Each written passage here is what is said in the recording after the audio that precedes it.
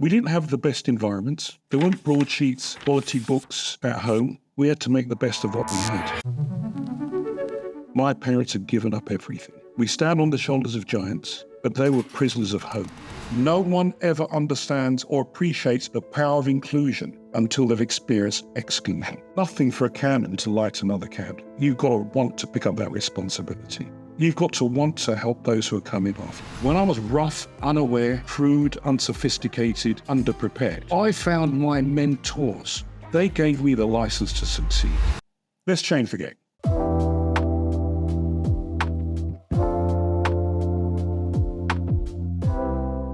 Welcome to another episode of Everyday Leadership, and today's guest is someone who I highly look up to.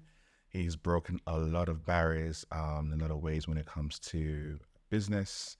He has accomplished so much. In fact, his resume is quite long, which is why I'm happy to be able to give him the honor and the privilege to see how he chooses to introduce himself. Because honestly, if I could go through the amount of things that he's accomplished in the last 30 plus years, we'll be here for the whole episode. So, Rene, absolute pleasure for being at Everyday Leadership Podcast. Can you introduce yourself to the audience, please?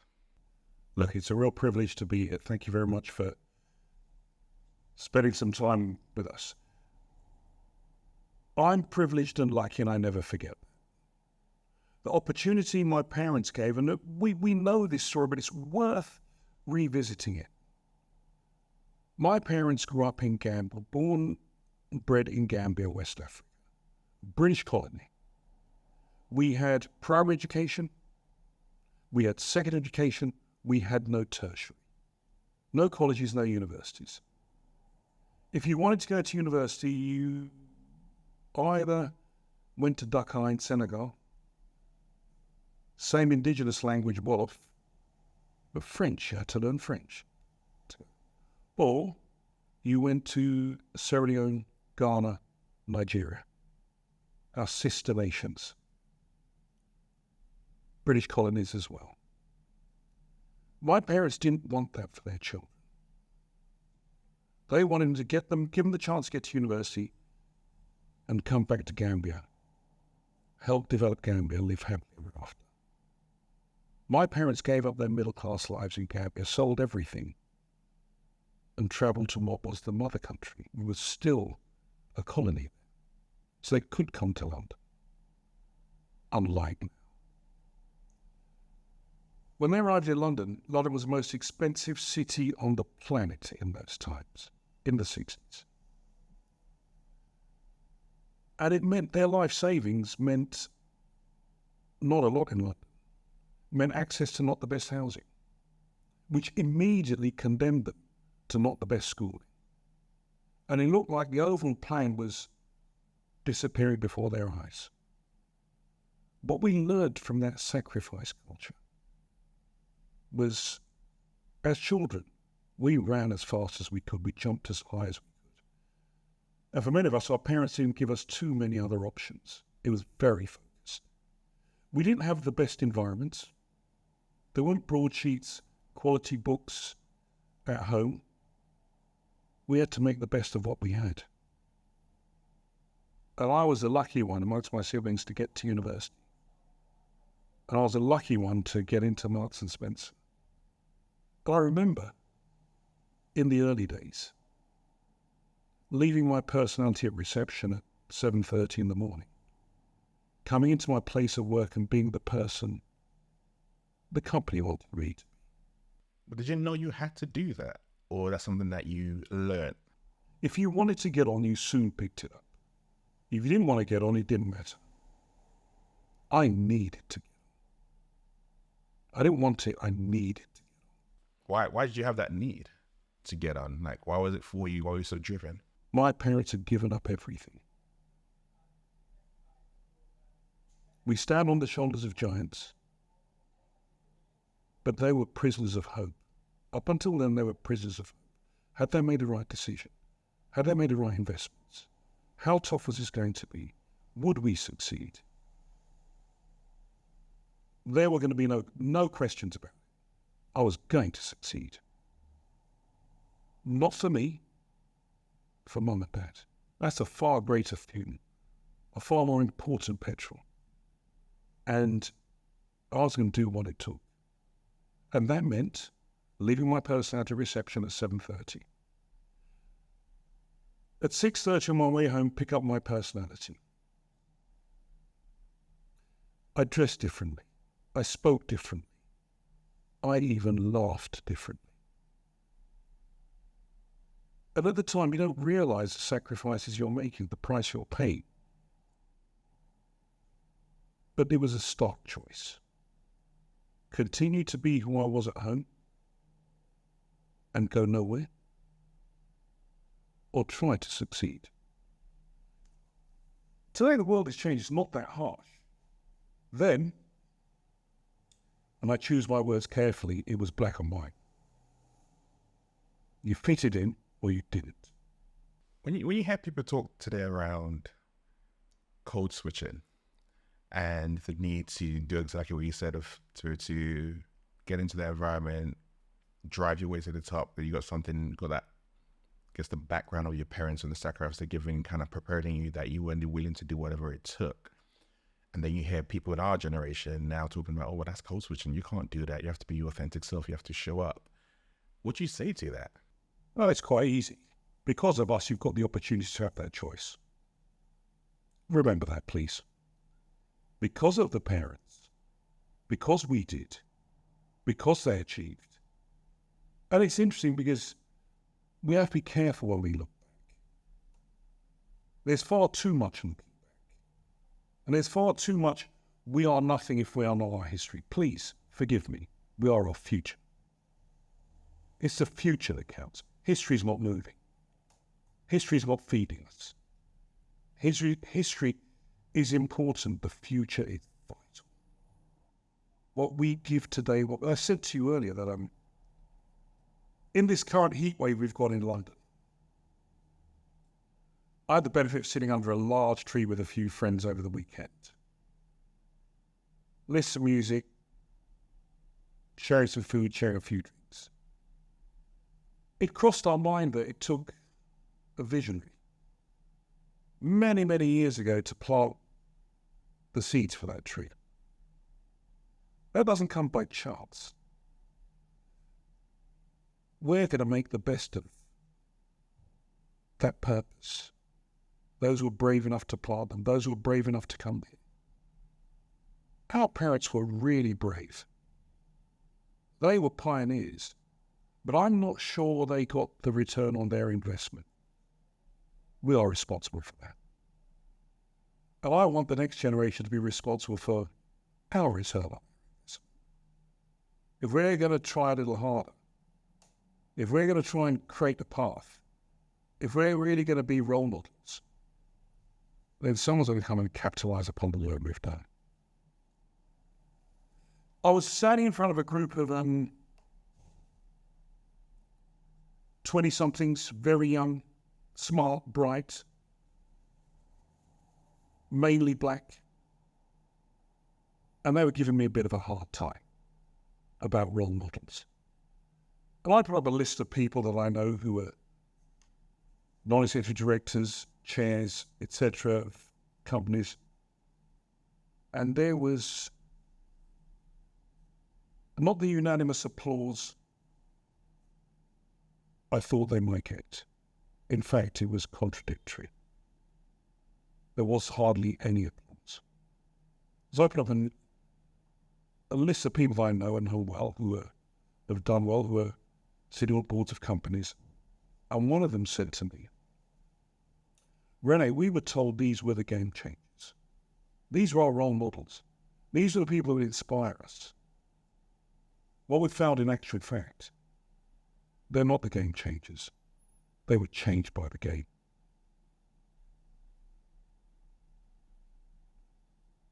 They are not people we look up to. They don't open doors for us. They won't mentor us. They're not going to take a risk of helping us. They've been changed by the game. It hurts. But I found myself not able to mark. I know them well. But I'll have to agree. There's a burning thread that we all have, which is to carry that baton. It costs nothing for a candle to light another candle. But you've got to want to be there. You've got to want to pick up that responsibility. You've got to want to help those who are coming after. And the thing that with me, what's really been interesting is I can tell you how many mentors I have. Of all races, of all ethnicities, of all faiths, of all backgrounds. Because that's the world I want them to live. Not the world I had to live, which is quite distinct, quite separate, quite stark. The world is changing. We need to change with that world. An amazing, so as you say to me about career in that, I found out very early, in no uncertain terms, no one achieves their leadership potential without the intervention of a mentor. Mentors get quite decried these days by those who have had it a little easier. Forget that. Mentors, mentoring is everything. I've been lucky to have 2 or 3 in my career who were astonishing. When I was really rough, uncut, inappropriate, unsuitable for just about anything, they helped me find a way. But then I've heard you say in the past, one of the things that you were told when you started out was you would do well to have a black male mentor, and none existed. Not only none existed, I was told that if you're really going to thrive, you need a mentor who's like you and has been on the journey you want to go. I'm of that vintage that there weren't any black executives when I was coming through. There were no black board directors. And way back in the day, I was the first black board director, which was so long ago I can hardly remember it. But I do remember meeting 3 of my very good friends, black friends. We decided that at the time that black men didn't really support each other the way they could. So we're going to change that. We're pushing our careers. We work in different parts of our careers. There was me, Ray, Rich, and Fitzroy.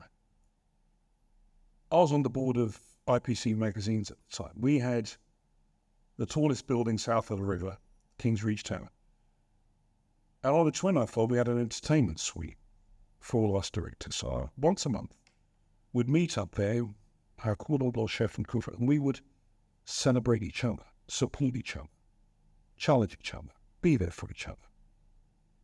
And we'd look out all over London. The turn off on the 4 hours would just be, if someone had an appointment, a promotion, something, we would celebrate it. We would send each other handwritten cards.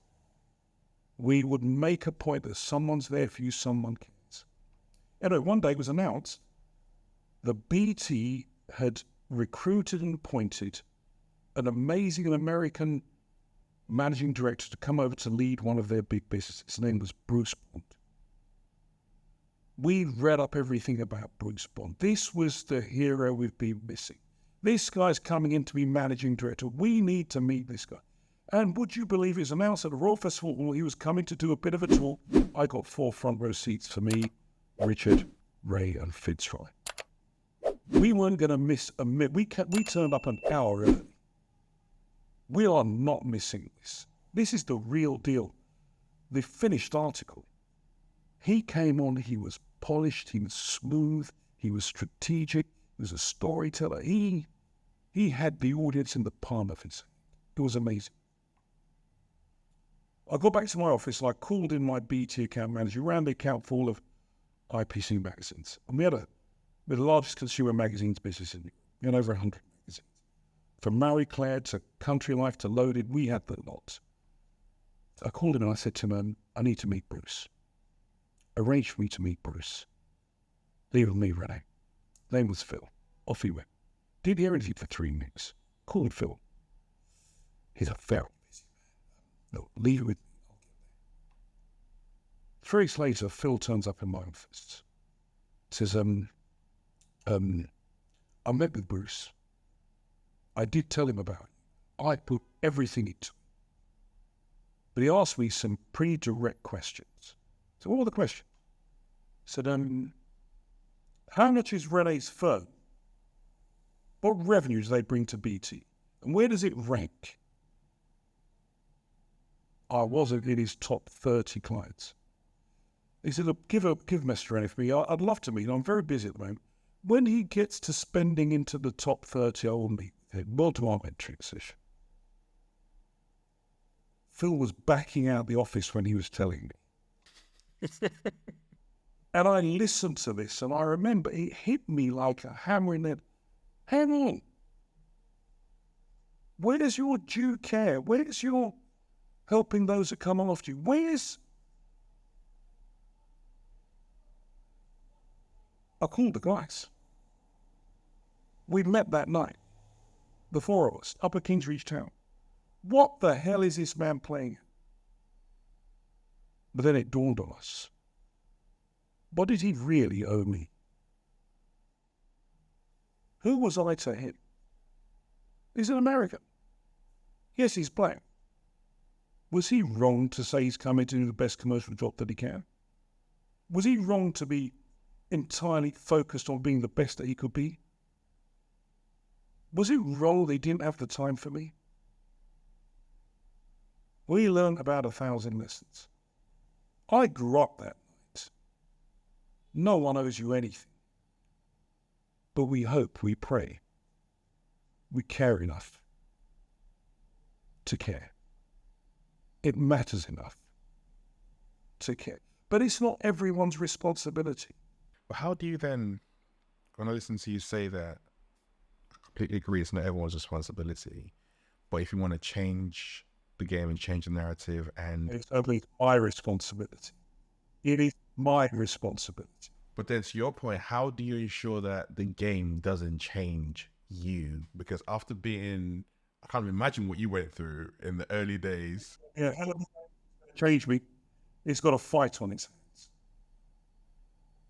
We have to ask ourselves some tough questions occasionally. What do you stand for? Anyway. What's your purpose? You know, when I was younger, I was more ambitious than just about anyone you could meet. Did I make sacrifices? Did I make tough calls? Did I miss out on stuff? All the above. But I'm not sure I ever really compromised who I really was. Really? Yeah, chameleons, yes. Otherwise, that door ain't open. And I knew if I got through the door, I could help others, I could make a difference. So one of us had to get through that door. And do you know something? It was going to be me. No door is locked tight enough. We're to climb over it, climb under it. Now, the people I'm coaching and mentoring, they don't see that, thank God. They don't feel that. But I can tell you, we had to kick that door down. Does it make you bitter? No. It was of a moment. It was of a time. So when I stood in front of these guys, they're telling me that they were changed by the game. They still listened to what I had to say. I was still relevant. I'm still mentoring a bunch of them now. That's important. That's vital. Are any of us immune to being changed by the game? No. No. But have some people around you who are to give you some critical feedback, push you back into your seat, slap you up every now and again, just so you know that, hang on a minute. Just saying. So, an important thing for our listeners, I've never seen anyone achieve their full potential without the intervention of a mentor. Some research came out of Harvard last year, seminal research. It said mentors get a 16% career acceleration for a mentoring relationship. Mentees get a 16% career acceleration. Mentors get a 53%. Wow. Now, this will tell my life story better than most. I found my mentors. They gave me the license to succeed.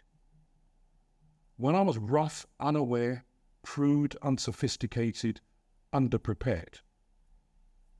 They showed me how. They literally showed me how. And I learned very quickly.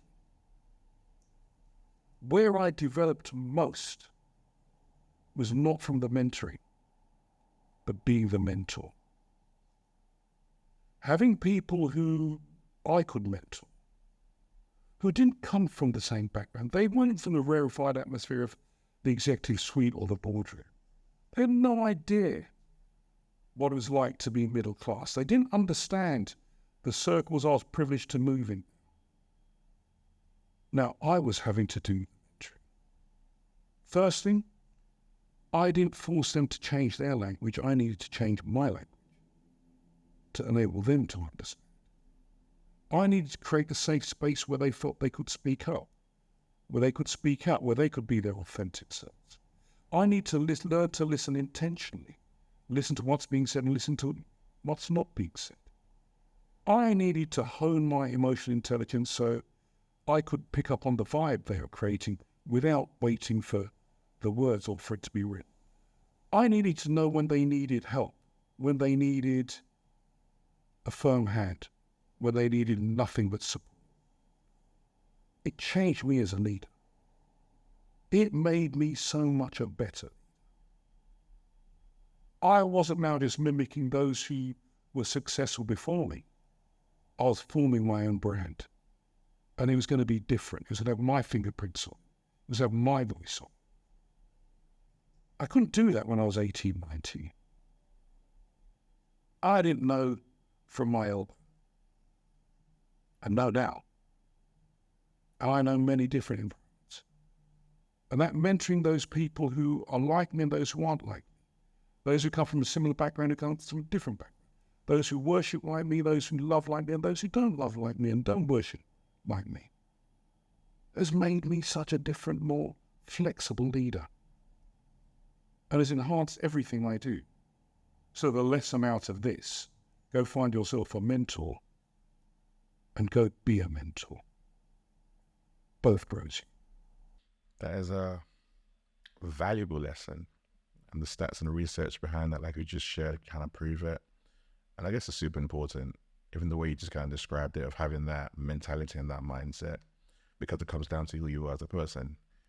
You're not just here to work, you're also here, if you choose to make a difference and to pull other people up and you learn, because it's always a two-way relationship. But one of the things that I learned about you, which is quite interesting, even when you talked about working at Marks and Spencer's, you were there for 10 years. We had like 9 roles in that period of time. I was like, 9 jobs in 10 years. Like, how did you manage to do that? It's interesting because if we look at when I joined there, some people in Samurai for 15, 20, 25 years. We won't see that. We will not see that anymore. Where the average age of service was 15, 20s, some of the banks I'm working with still have that. But in the main, they're not seeing that. What we could do, there's a mythical thing called the business life cycle. Yep. When I first started, it took 10 years for a business to churn itself. Then we fell to 5 years with the advent of technology. Today's 18 months. How long do you need to be in the same role when your business is churning every 18 months? We've got a generation that after 3 years, after 18 months, they're bored. But I don't think we need those long levels of secure service. In fact, I see something different now. With the executive teams I'm coaching, we're pushing them to refresh, change people every 18 months, 2 years, get a fresh pair of eyes. We don't need 10 years service. What you learned 10 years ago is obsolescent today, if not irrelevant today. I don't care whether you're architect, engineer, space cadet, I don't care what industry you're on, 10 years ago is not the way things are being run today. What price experience? I'd put it to you, experience is completely overrated today. Give me capability. Give me someone who can learn quickly, can adapt quickly. The illiterate of the 21st century won't be those who can't read and write. It'll be those who can't learn, unlearn, relearn. learn, unlearn, relearn. But when performance cycles are still pegged to the traditional 12-month cycle, some clients that I just coached recently, they were talking about the fact that their conversations with particular clients was like 18 months, 2 years, but they get judged on the first 12 months. And the effort that they put in is not measured. And they were very, very frustrated about it. Because like, look at all the things I've done. I've got the receipts, the backup to show them actually working. We're doing stuff where it takes a while. But yet we get evaluated in a 12-month cycle. So let's change the game. Let's change the game. For years and years and years, every performance appraisal I ever had spent 5 minutes, if that, talking about my strengths. Mm-hmm. The rest of the time was a huge monologue about my limitations. And I'm sure many other people share the same thing. And at the end of my performance appraisal, we'd have a personal development plan that was absolutely fixated, if not obsessed, with the things I wasn't so good at. So the objective is the things I'm useless at, not good at, which I'm not that interested in, to spend the next 12 months focusing on taking something from disastrous to mediocre. No.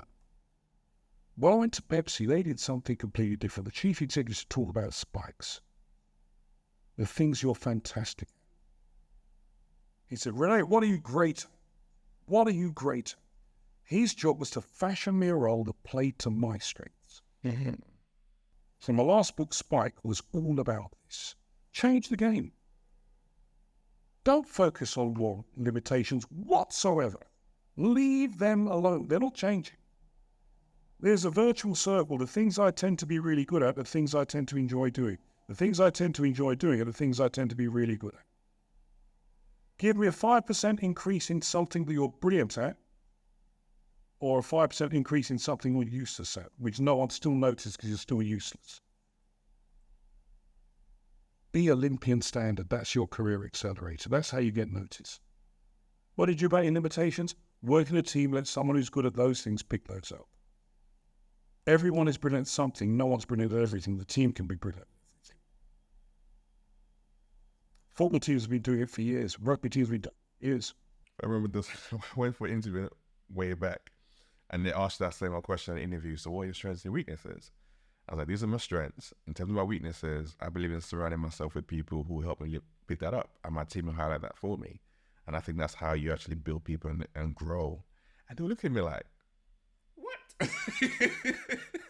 Surprised at my response. I'm like, that's how I've learned. Like I go in on my strengths and we work around people whose strengths are your limits. And that's how you kind of level up to get the productivity and the growth that organizations want. But I've found that sometimes it takes leaders thinking very differently to be able to get and understand that. It's still not the standard. So here's the big lesson that goes with that. Don't wait till you've joined the environment to realize it's the wrong environment. Be discerning about where you're going to work. Do their values match yours? Are they looking for someone who's your shape, size, attitude, behavior, mindset? If they're not, don't go. No matter what the job title, no matter what the salary, it will end in tears. Don't just go where you're needed, go where you're wanted. I'll be where I'll be needed, but not necessarily wanted. I've thrived when I've been wanted. How long did it take you to recognize that you were not wanted? Do you know, the thing is, as you become more senior, you see more quicker and you're more capable of dealing with it. But I've had those immediate conversations where I changed line manager. I felt equipped enough, confident enough to come and say to, I'm not going to thrive in this environment. It might be better either we go our separate ways or I find a different environment in the company. And I learned when I was senior enough to be able to do that. Now I coach that. There is no point. So Is it the best person for the job or is it the best person for the team? Yeah. And we're still on an obsession with, I'm going to get the best CFO I can get. I'm going to get the best engineer I can get. But it might not work in your team. It might not work for you. Stop obsessing around the best person for the job, get the best person for the team. And the best person for your team and the best person for my team. They might both be called CFO, but one might get on famously with you and one I might want to strangle. That's just life. So back to our story. Through mentoring and being a mentor, being a mentee, I found myself 10 years at Marks & Spencer and then the life-changing Pepsi. They're looking for a board director. I knew it wasn't me. I knew it couldn't be. I knew I wasn't the best merchandise. I hadn't been to the best university. I didn't have the best degree. How many more times could I put myself down? I just sat there putting myself down. I'm not good enough. I'm not the best. I'm the best to do. They offered me the job. They offered me the job. I'm going on to the board of Pepsi. I'm moving to Purchase, New York. It's going to be a completely different life. But I knew they'd got the wrong person. I knew I was an imposter. I was waiting to be found out. And that's the last time in my life I've ever felt that.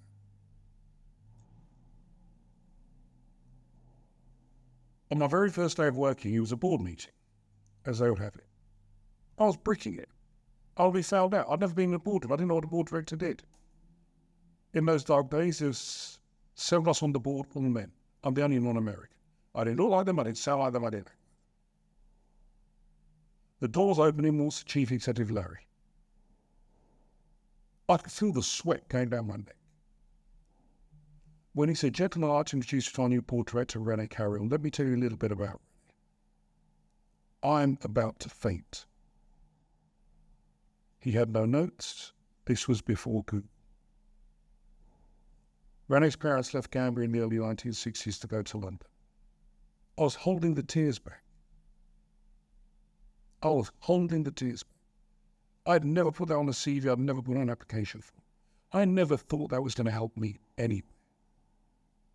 He carried on. They came to London, talked through my education. No notes, no good. He talked through infant school, primary school, high school. No notes, no good. Do you know how he was making me feel? Wanted. For the first time in my life, not needed, but he went through my university. He nailed the degree. But the killer piece, 9 jobs, 10 years, he named them in chronological order. I nearly fainted.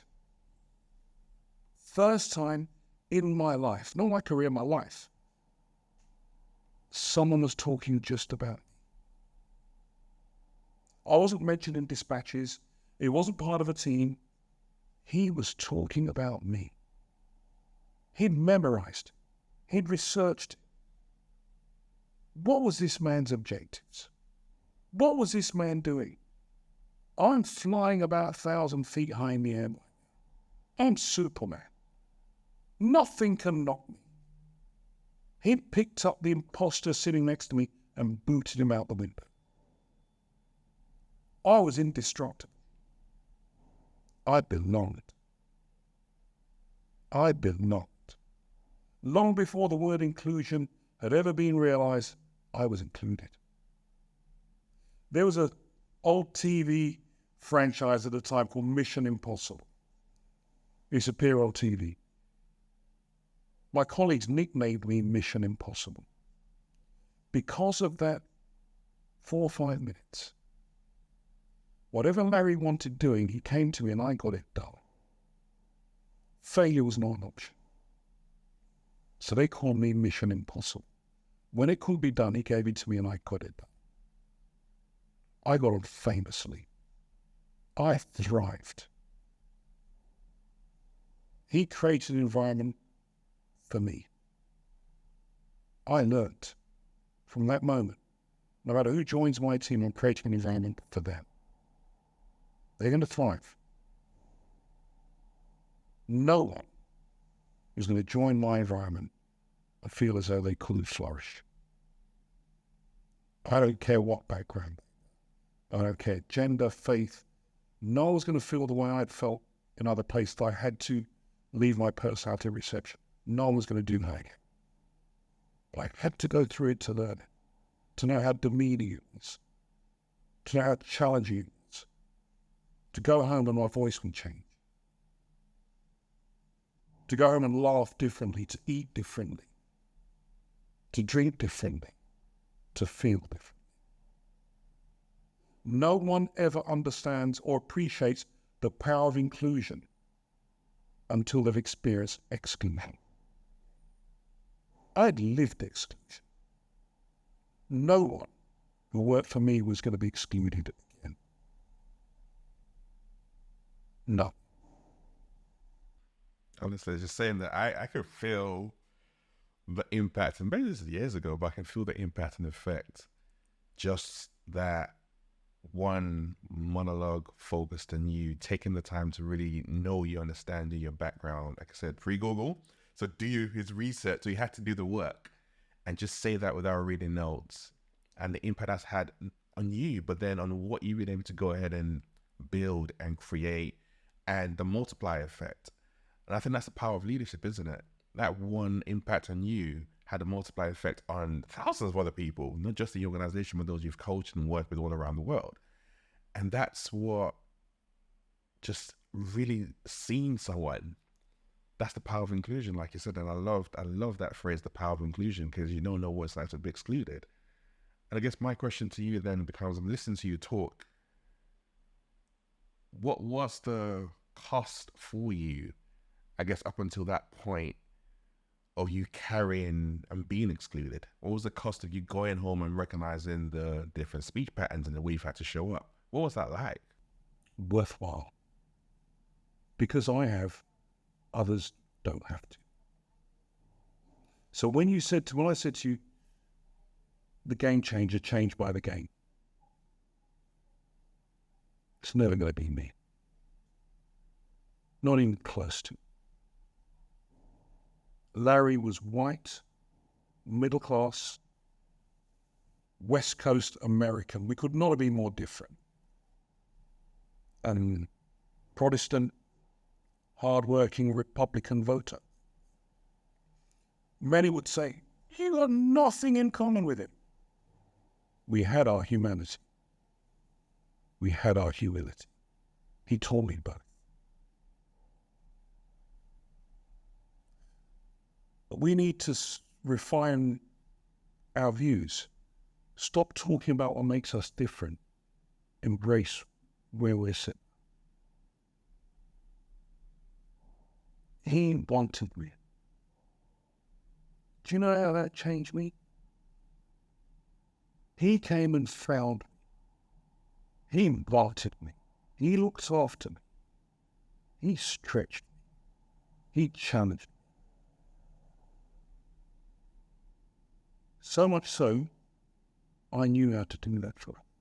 I just knew how wonderful it felt. If you belong, he made me feel I was part of his team, an essential part, or maybe the essential part of his team. I was impregnable. I did 3.5 years. I started work at 6 o'clock every day. I left at 9. If I'd stayed another 3 months, I'd had a quarrel. I've never worked, but I loved everyone. It was as tough as tough. I spent time in America and in the UK, most of the time proving that we could. I felt the burden of expectancy, and it was liberating. I felt the pressure of not being able to fail, liberating. I felt the pressure of first one to do was liberating. Liberate. No fear, no blame, no guilt, no shame. Told you. It's the Barack Obama quote. We are the ones with been waiting. And next will be our age. We are the ones who've been waiting. So my parents, we are the ones. For my kids, we are. Look no further. We have broad shoulders. How do you know when it's time to move on? The best leaders always know when to move on. Nelson Mandela, at the peak of his powers after 4 years, if only other African presidents could take a lesson, he left office. All leaders need to learn when to move on. I would say maybe one of the toughest and most important things I do when I'm coaching people at the top of the company is have that conversation. It might just be time. It might just be time. I hope I've not waited anywhere long enough so for someone to come and have the quiet chat with me. It might be time to move on. That's a level of self-awareness though, isn't it? Well, there's another thing that does it. If you're forever coaching your successors, then don't overstay your need or your worth. And for me, it's never about leaving, it's where you're going to. It's never walking away, it's walking towards. I like to think there's something that has got my eye, got my heart, got my energy, and I'm moving towards it.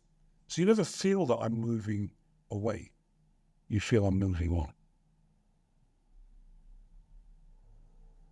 And I'm always hungry for the next challenge.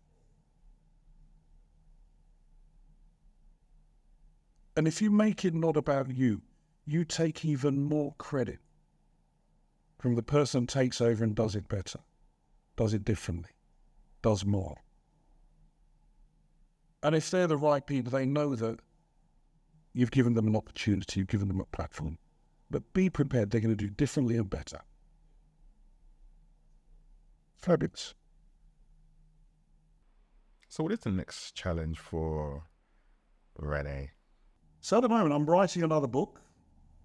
Decided that Brexit was such a confrontation to everything I believe.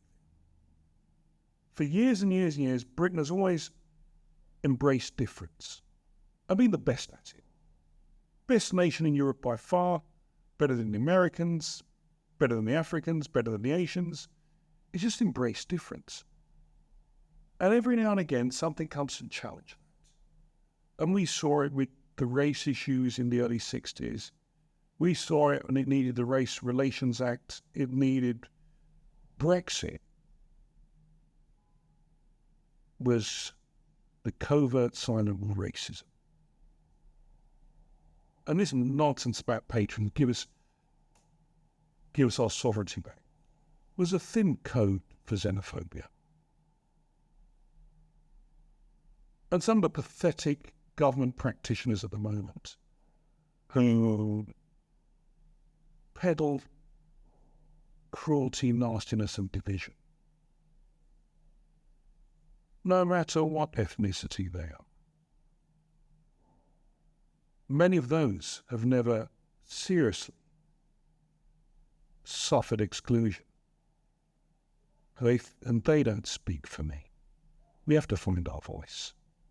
So I decided I'm going to write a book, an optimistic book about race in the UK. I'm not going to pull any punches. In fact, when I finish with you, I'm reviewing it all for the first time. And really interesting, so at about the time of George Floyd, I put together, I'm old enough and ugly now, I'm well informed enough to write a tough book around race. I know the publishing world, I've published books for. We're in a publishing world, and I said, I've got some tough things to say, but it's going to be really optimistic. And what the feedback came was, we're not sure we need an optimistic book about race in the UK. Can't you give us something a little bit senior? Something a bit angry? Something hard-hitting? You got many of those, yeah, but they sell really well. I said, well, I've got a view that things could be even better in the future. I'm not sure about that. I was stunned, but maybe more determined to write the book. And I've seen some of the worst of the worst, but I've also experienced some of the best of the best. And we need that balancing factor. And far too many of the books I found about race in the UK were bleak. They were damning. And halfway through, I'd be looking to slash my wrists, and that's not the sort of book I wanted the people I mentor, my children, to read. Understand when making a difference, we're going to make a bigger difference. I wanted to give them the platform, the permission, the vision to be who they want to be, fulfill their potential. And the troubles of 100 years ago, 50 years ago, 30 years ago, 10 years ago, we need to contextualize. And I really do. I was flying in from Johannesburg recently. And I'm walking up to the plane, and two black guys sort of confronted me and said, economy's over there. This is 2023. And the thing is, maybe 10, 15 years ago, they would have got the sharp end of my teeth, not. I just laughed. I just couldn't believe this. I laughed. And they said, what are you laughing at? Then a British Airways steward was coming up the jetty.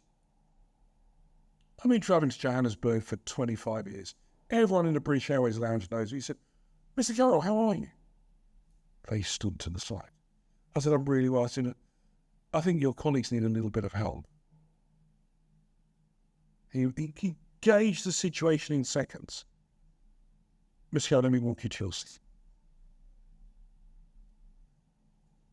A few years ago, I'd have handled that differently.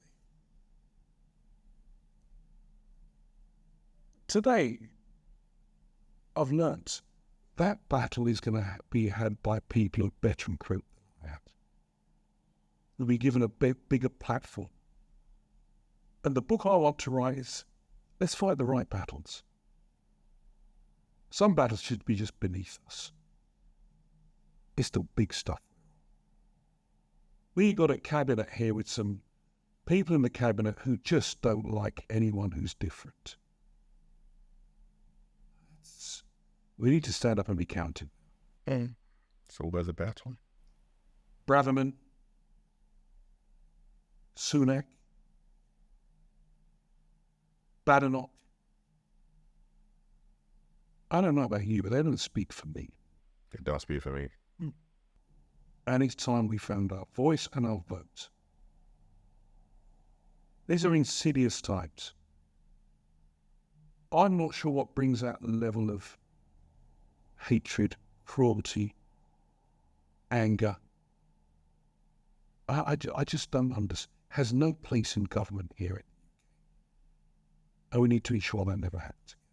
Do you ever, I always spoke about this at the start, I talked about being sort of a hope, but do you ever look at the landscape and think, the political landscape in particular, it seems to be getting worse, not better. We've had Brexit, you've got a government there that doesn't change it. I dispute. I remember where we came from. My father listened to Enoch Powell's Rivers of Blood speech. Let's remember that. It's true. Things are bad, but they're not that bad. We've got to mobilise, we've got to energise, we've got to find our leaders. Find our leaders that speak for us, about us, in an informed way, in an intelligent way, in a caring way. We have that opportunity. We have some of them, we don't have enough of them. The tragedy we're seeing today is when I was younger, the best at university wanted to go into politics. That's the last place they want to go. The role models aren't there. They see no reason to be there, but we need them to be there. But how do you convince them to go there? Because, like I said, the role models aren't there. It seems a lot harder and tougher. So how do you begin to teach them? Purpose and cause. We need leaders. I'm lucky enough to travel Africa on a regular basis. I've been lucky enough to coach heads of business, heads of state. I'm lucky enough to do the Caribbean. I coached Andrew Holness, Prime Minister of Jamaica, before the previous election. We just don't have enough caliber leadership. Talent's no longer our issue. We've got talent. We've got the talent coming out of our ears. We're as talented as anyone. That battle's been won. The battle is now leadership. In business, in the public sector, in the trade unions, in academia, in government. It's just leadership. You know, I ran a session for Marsh McLennan, the 80,000 strong, 150-year-old American insurance company. They had a black leadership group. They've never had any black African-American executives, and I was leading this cohort of 40 that they're going to try and grow their own. I ran a session about soft skills leadership, and it was silent. It was on Zoom. There was 40 people. But I was saying to them, you know, you're not going to break through into the executive suite just on your hard skill. Hard work. Yep. Not just your qualifications, not just management. It's going to take vision, people, teams, culture, purpose, EQ, not IQ, software, not hardware. Silence. Then one of the guys put their hand up, but one of the women put their hand up. She said, Rene, when things are going well, people will listen to you about your software, your emotional intelligence, your soft skills.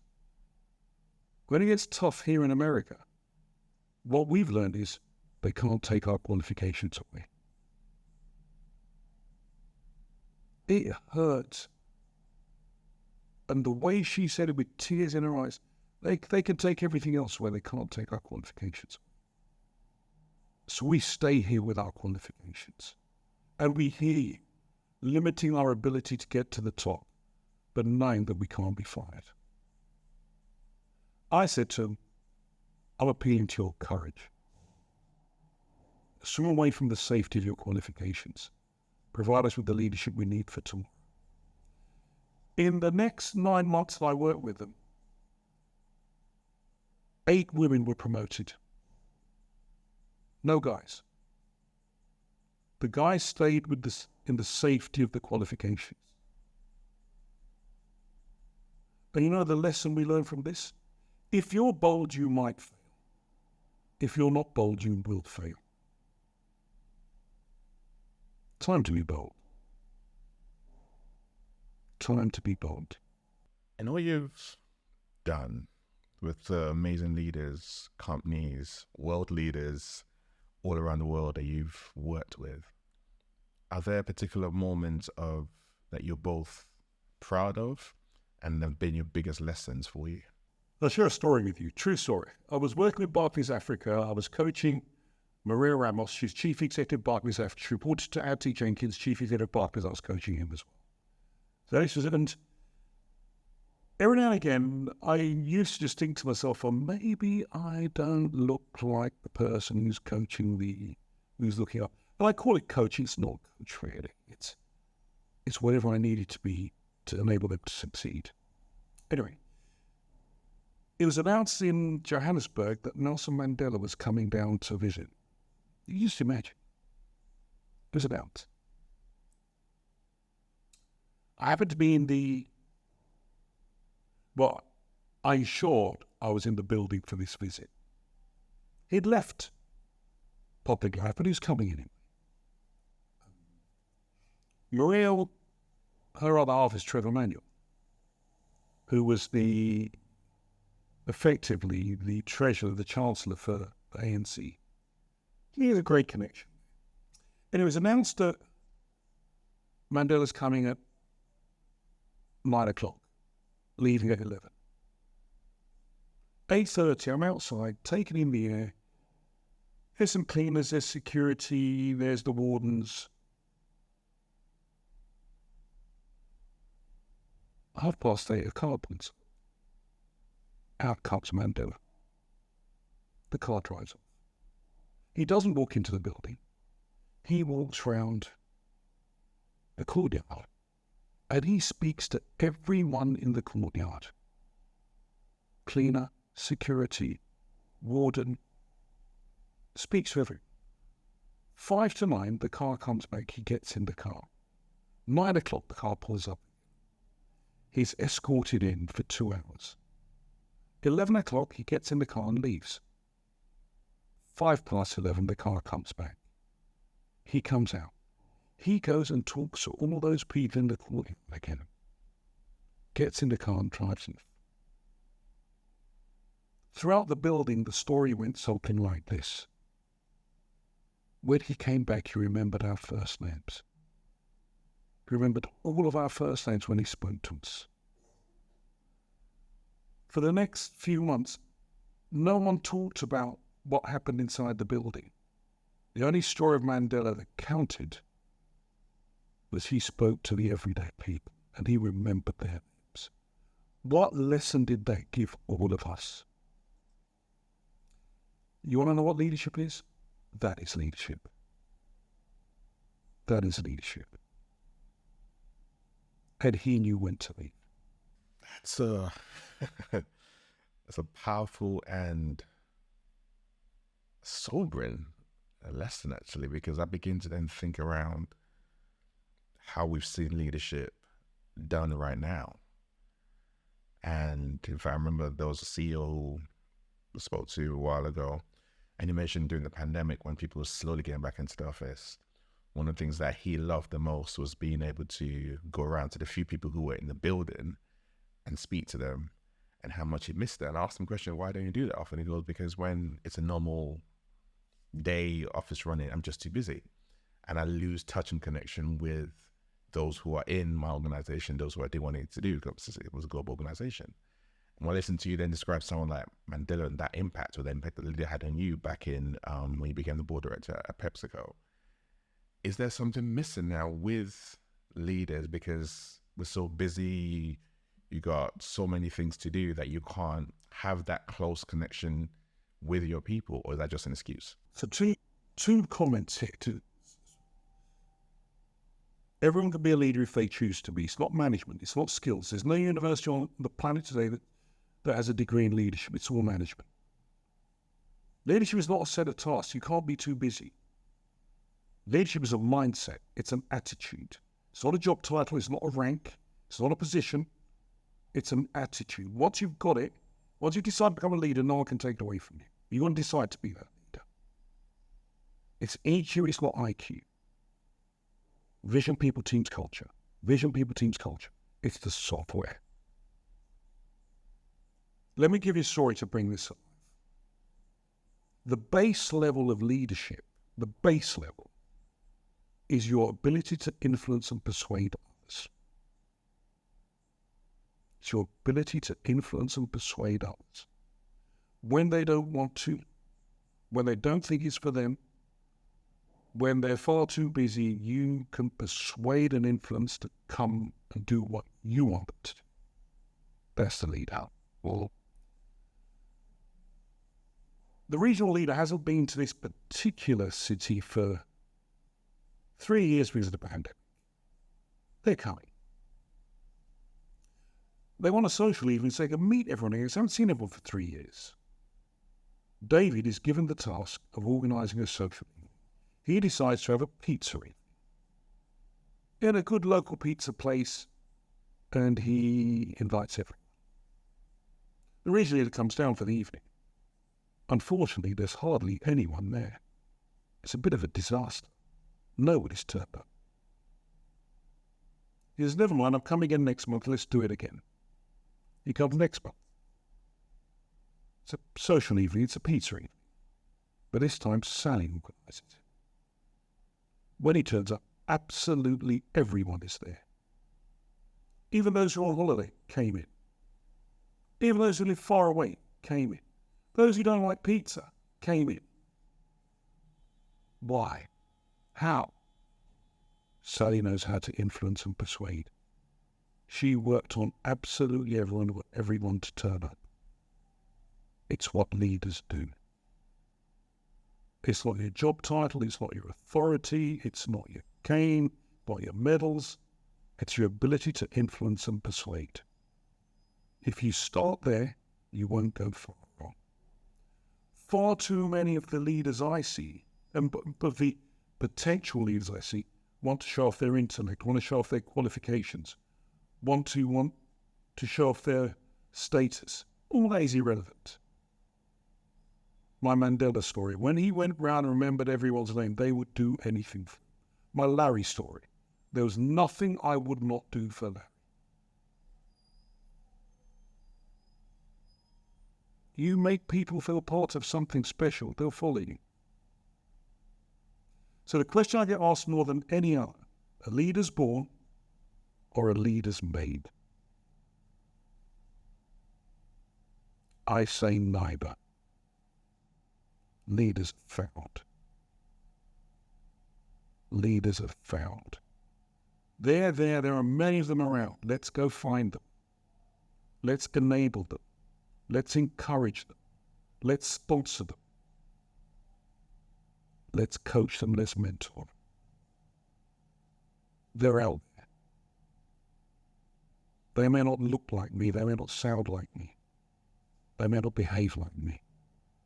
We still need them. They are really relevant. And we've got to break out of this that they've got to look like us. They've got to come and have the same experience. It would be great if they supported Chelsea, but well, You lost me there. the world is a little bit wider than that. We need the right leaders in the right places. Let's not make the same mistake that they need to be just like us to succeed. That's what we suffered from. Let's not bring that suffering back. They don't need to look just like me. They need to believe in me and believe in us.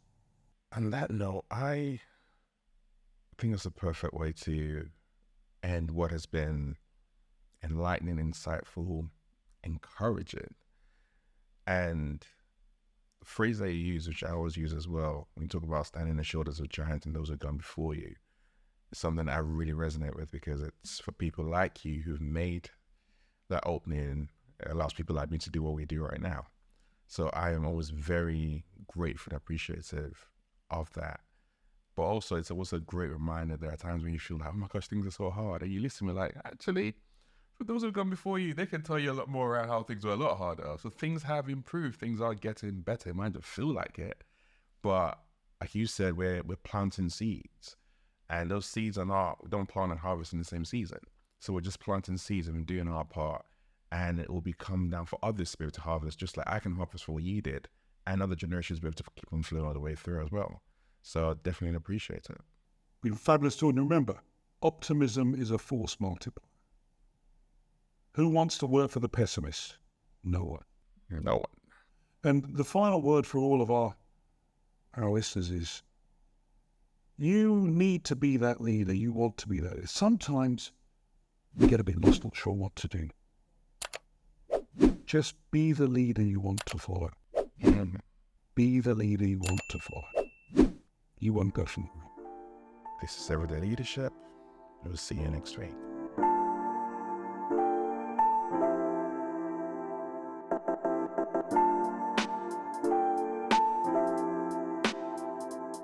Thank you.